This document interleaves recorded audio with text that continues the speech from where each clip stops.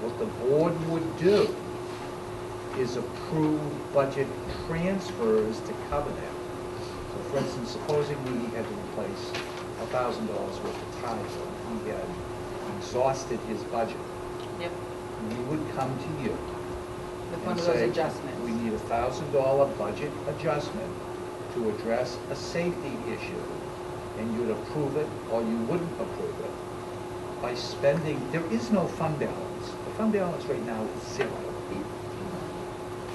You know, when Karen is asked a question, she would project it if nothing else happens. If you have an emergency that you have to deal with, you're going to do a budget transfer, and that's going to make that fund balance less than what it's going to be. That's how school systems normally do business. They don't start talking about fund balance in April. They continue to do business. And then fund balance is a June thing. It's the budget year is over. We've expended our budget, and this is what we have left over as a surplus. That's how it's usually done. We've attached a whole new meaning to it here in books that really isn't done in the rest of the world. Could you explain that, Phil? Because you lost me. Oh, we look upon that fund balance as a number that's out there today, and it isn't out there today.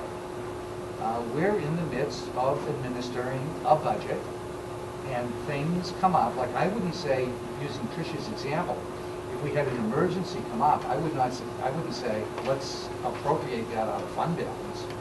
There is no fund balance. I would say we need to transfer money where we have unexpended funds, is in high school tuition. So I want to transfer money from high school tuition to maintenance, and that's what we would do. It's a better way to handle it than it is to wait to the end. So let me ask a question then. This motion that's on the table is not really proper. What it should be saying is we want to move money from one account to pre-buy $90,000 or $100,000, because you're saying there is no fund balance. And isn't the motion that we spend fund balance, and shouldn't we identify that we're going to take it out of the line? No, it's a good question. No, I didn't say because fund balance. We're not going to, well, that's right, you didn't, but even if you did, we're not going to spend it tomorrow. Because I don't know that there's going to be a fund balance.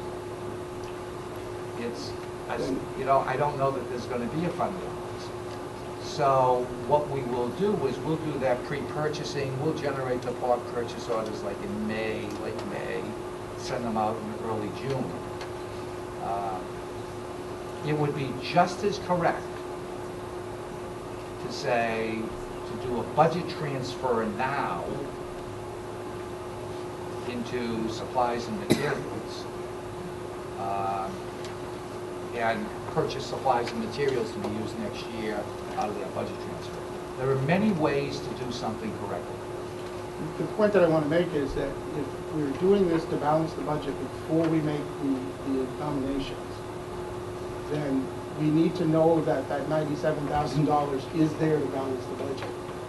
And if we're hearing that we don't know it's there, and that it might not be there, then I'm not seeing it as a valid way to balance this budget. If we're not certain. Good question. So Good, another good question. The action you're taking is reducing next year's supplies and materials by $100,000. That's really all you have to worry about today. If the fund balance or budget transfers at a later date don't cover that, those are supplies and materials we don't have. But we're not going to have $100,000 worth of something. So you're fine. You're fine doing what you're doing. You're really coming up with a methodology to address next year's budget. Maybe we all can think about that for 30 seconds. What you're doing is you're cutting effectively what you're doing. So if you want to reword what you're doing, fine. You're cutting next year's supplies and materials by $97,382, or Mike's motion was a not to exceed $100,000.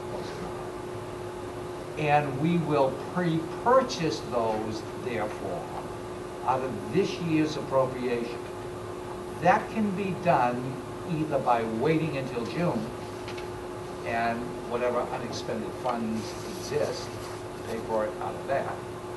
Or it can be done by transferring money through a budget transfer into that line item, which is more often done by school districts. During the course of the year, as new needs develop, they transfer money into different accounts and take formal actions to do that so they don't end up with a fund balance.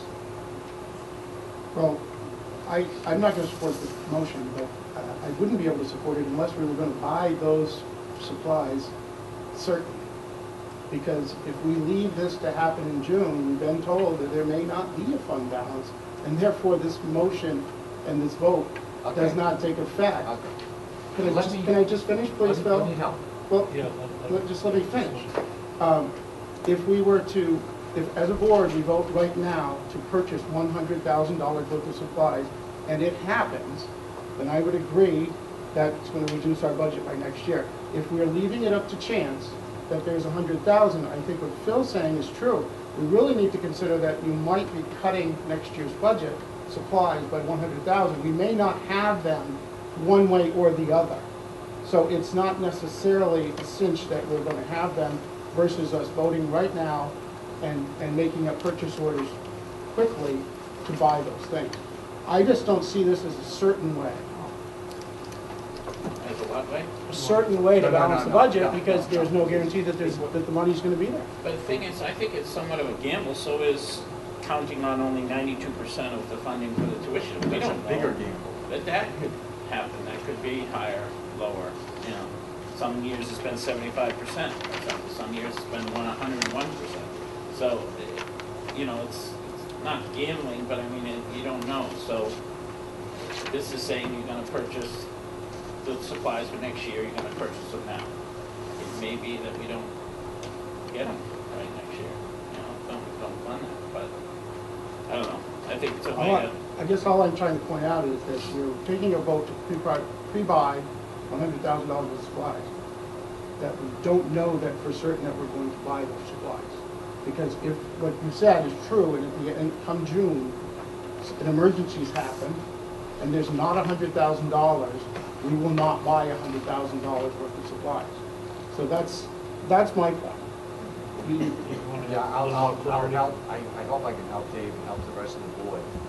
The probability of that happening is about the same as my being the next astronaut that landed on the moon. It's just not going to happen. We're not going to go from $1 million surplus last year to nothing this year. We're not going to go from a projected surplus of $700,000 to $800,000 to nothing, unless a roof blows on and we need to spend $500,000 on a roof, and the probability of that is next to nothing. And if a roof blows off a building, we're not worried about one roof. We're probably, Yeah. with the proximity of the three schools, worried about 3 roofs. And we live in Texas right now. Yeah, you are very safe. Well, Phil, I'm quoting you because you said there is no fund balance. Fund balance is zero, and if there's an emergency, Okay. that money might not be there. Okay. And please let me finish, and we have obligated money for fund balance in the warrant articles already, so we have to account for that first. I would think by law, those go in order, correct? So we would do the pre-purchase first, and then the warrant articles. But- The warrant articles don't happen until after the fiscal year is closed. Here's what I'd like to do, if I could, Mr. Chair. Before we get into 18 other issues, let's start with the premise that is incorrect. I did say that as we sit here today, there is no fund balance because it occurs at the end. It's when the year is over, it's what's left over. So that is true. It doesn't change, I did not say that there wouldn't be a fund balance. I said you can't label it a fund balance today until you have the surplus. So what I am saying to you, in case you're confused, that it is there, that the ability to do it is there. You can go about doing it in 2 or 3 different ways. It really doesn't matter. you could do a budget transfer tonight of $100,000 out of high school tuition into supplies and materials. I'm not sure we would generate those purchase orders tomorrow. I've got another 3 months left of school, and I want to know with certainty how many reams of yellow construction paper I need for next year. Another way to do it is to just say when the end of the year comes, we will do up to $100,000 out of fund balance. I did not say, because and I don't want to be argumentative, I don't want you to be misled by something I may have said incorrectly. I did not say, nor should anybody infer, that there is no fund balance.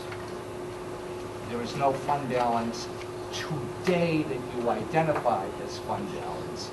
There's unencumbered funds that will become fund balance. The issue there is that you do have the flexibility and a 100% guarantee that you have that $100,000 in surplus, or will have that $100,000 in surplus. It's called unencumbered funds as we see it.